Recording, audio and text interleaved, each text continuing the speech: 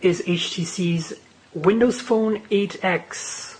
This is the first Windows Phone 8 device that we've had a chance to review. So let's dive in. I'm going to show you around a little bit. The first thing you'll notice that it's a relatively compact looking handset, and the reason for that is it's actually only a 4.3 inch screen, which in this day and age is kind of small for a flagship. But it's a 720p 4.3 inch screen, so 1280 by 720, 341 dot per inch, Super LCD2. It's quite the display. Basically the same quality display as what we've seen on the HTC One X, but reduced in size a little bit. And as a result, the whole phone is a little narrower and a lot easier to use potentially for some people. But it is still a pretty tall phone. There's a lot of bezel, top and bottom here. So that's the first thing you'll notice right away. You can see obviously that it is running Windows Phone 8 here, and I'm going to walk you around a little bit, show you what there is on the front here. The first thing you'll notice is the front-facing camera. It's a 2 megapixel high-quality front-facing camera.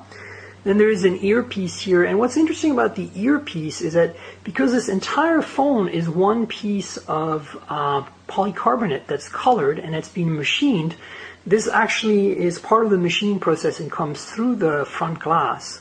So it's a very interesting design. You don't see it here, but at the corner here where my finger is actually a notification LED that shines through for charging and notifications. It's very, very subtle, very well done.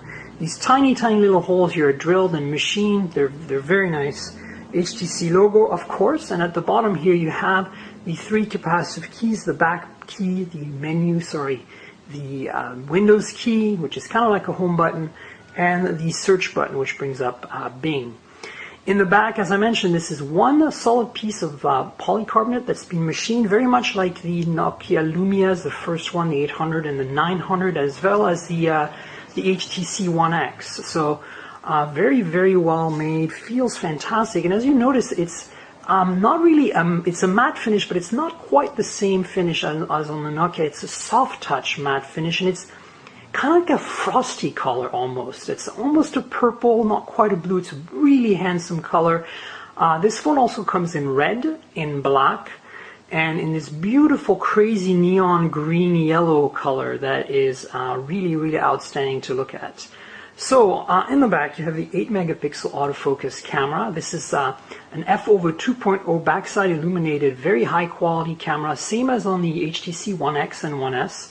Single LED flash. You can see there's an embossed here. It's kind of a nicely done silver HTC logo. Of course, there's the Beats logo on the bottom, and I'm not sure if you can see it here very clearly, but tiny, tiny little machine holes that hide the speaker, mono speaker. So that's basically the back of the phone. And as you can see, it's kind of like a pillow. It tapers on all 4 edges and kind of meets up with this display, which itself kind of drapes into the plastic here at the edges. Very, very delightfully done. Very beautiful design. This is something that we're really excited about. This phone is gorgeous, and being a little more compact feels really nice in the hand. So, you know, HTC, if you're paying attention, can you make this phone with Android? That would be really awesome. We really love the form factor, basically what it comes down to. But it's not all perfect. This corner, as you can see here, the glass isn't perfectly flush with the plastic as it's supposed to be. It is on the other 3 corners, so that's not quite 100% worked out the manufacturing process yet. But obviously this is an early device. It's not a prototype, but it is very early on in the chain of things. So walking you around, on the top here you have the power lock key.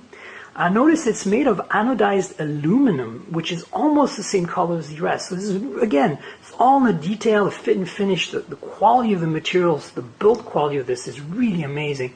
3.5 millimeter standard headphone jack. On the right hand side you have first a SIM slot here. I'm not sure if you can see it. There's a little pinhole for ejecting the SIM. Micro SIM lives in this little drawer right there. Next to it is the volume rocker, again made out of this anodized aluminum. And then here further down on the right hand side is the camera button. This is a dual detent proper camera key, what you'd expect from any decent phone that has a camera button. And then on the bottom here, you can see there is a micro USB. This does not do MHL, and a primary microphone. I'm not sure if I pointed out the secondary microphone here on top next to the headphone jack, but of course noise reduction, etc. Notice that on the left-hand side, there's absolutely nothing on this edge. So that's basically what you're getting in terms of industrial design, look and feel, and the general gist of this device. Now, being a Windows Phone 8 phone, this is powered by a dual-core Snapdragon S4 from Qualcomm. This is a 1.5 gigahertz, so it's basically the same chip you'll find in some of the flagship Android phones, like the Motorola Razr HD, or say the HTC One X US edition, or the Galaxy S3 US edition, in fact. 1 gig of RAM, and as you notice, since it's completely unibody, there is no way to remove the battery cover. So there's a sealed battery in here. It's 1800 milliamp hour. There's no micro SD storage.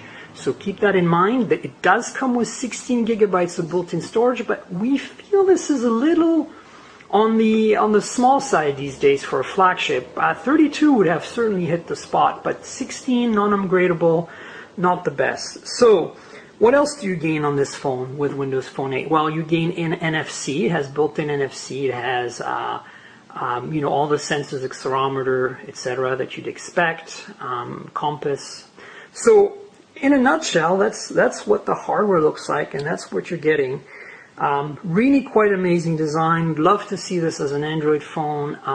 That neon color is particularly striking. Love the anodized aluminum buttons. There's also a bit of anodized aluminum around the camera pod here. I don't know if you see it. Again, this is just delightful. It's about 10 millimeters thick, so it's actually a pretty thick phone, but because it's designed to look like a pillow, and it actually is stable enough when it's resting, so you're not going to have it rock back and forth. They've done a very, very good job with the ergonomics because of that. The only nitpick we'd have is that buttons are so flush and hard to find by touch that you never really know, have I hit the power lock key, etc. So that's something that could possibly use some improvement. So I've talked about all the bits and pieces of hardware, the details. Let me give you a bit of a comparison with some other existing Windows Phone 7 devices, and maybe some, some other devices from HTC. So first up, we have the Lumia 800, and so this is the, from a year ago, Lumia 800 in pink, in beautiful magenta, and you can see the color there, very, very nice. So this is a matte finish as well, but it's not a soft touch finish. It's more of a kind of solid feeling to the touch, where this is kind of very soft. In thickness, they are, just going to lock the screens here, they are very similar. Again, this is a 1 centimeter thick phone. So it's not the thinnest, but it feels fantastic in the hand because of its shape.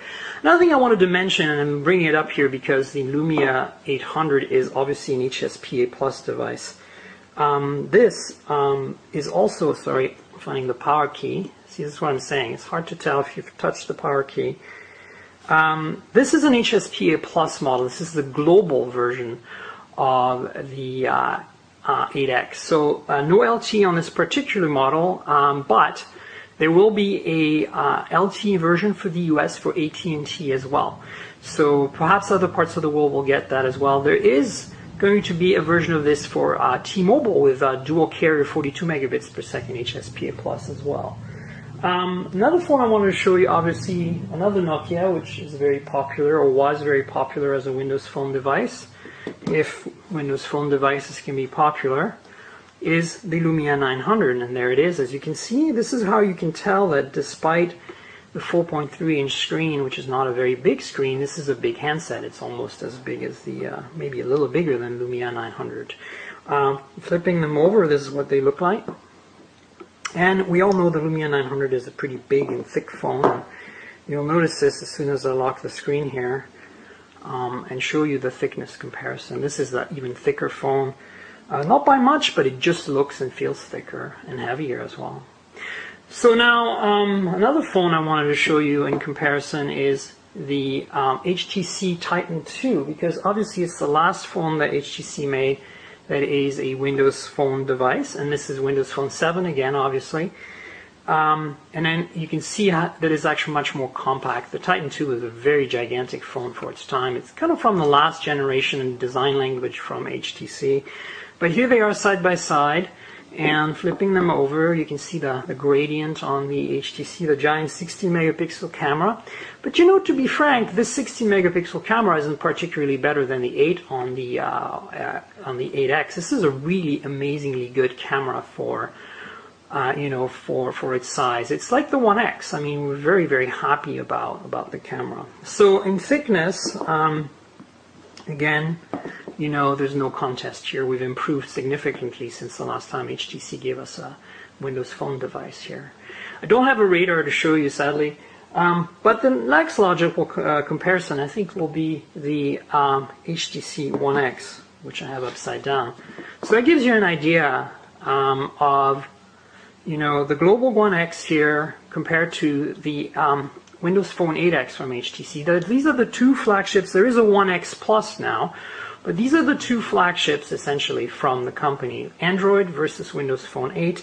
You can see that despite the 4.7 inch and 4.3 inch screens, they are the same height. So there's more bezel on the Windows Phone 8X than on the 1X. And flipping them over, you can see a very similar camera and camera pod, but it's much more recessed. It's very well done here. And then thickness comparison, the inevitable thickness comparison. The 1X is a thinner phone.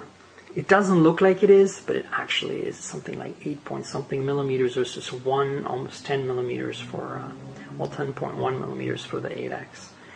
So the other thing I want to quickly show you was the display quality. Both are Super LCD2, both have the same resolution, 720p. This is 4.3 inches, this is 4.7. And I'm just going to put this in the icon so you have kind of a better point of reference. And maybe swipe this over so you get a lot of black. You can see the blacks are very similar. Again, these are both Super LCD2. But when I start inclining them a bit, you'll notice that the viewing angles on the 1X are still better. And this is very odd because it's the same display technology. So we're not quite sure why. I mean, it's close, but both have the display laminated to the glass so that there's a very thin, if any, air gap or gap between them, or no gap in this case. So, you know, there's some slight differences here, but really you're getting a pretty awesome display. So in terms of software, really, you know, a lot of stuff has changed, obviously, but overall it pretty much feels the same as Windows Phone 7. You have the same kind of design with the tiles. Performance and battery life have remained unchanged pretty much, despite the dual-core processor and the, of course, you benefit from a better display. So definitely still super snappy, as you'd expect. Windows Phone has always been pretty snappy. That's not what I wanted to do, but I just wanted to scroll up and down and show you here. No complaints really. There's a few nice little tricks. Again, Brad will walk you through some of the details of the software in his software review. But you can read size tiles now, so you can make it smaller, or you can make it double wide, or you can go back to like a regular square. So that's one of the nice little features. It helps you customize your screen a little more.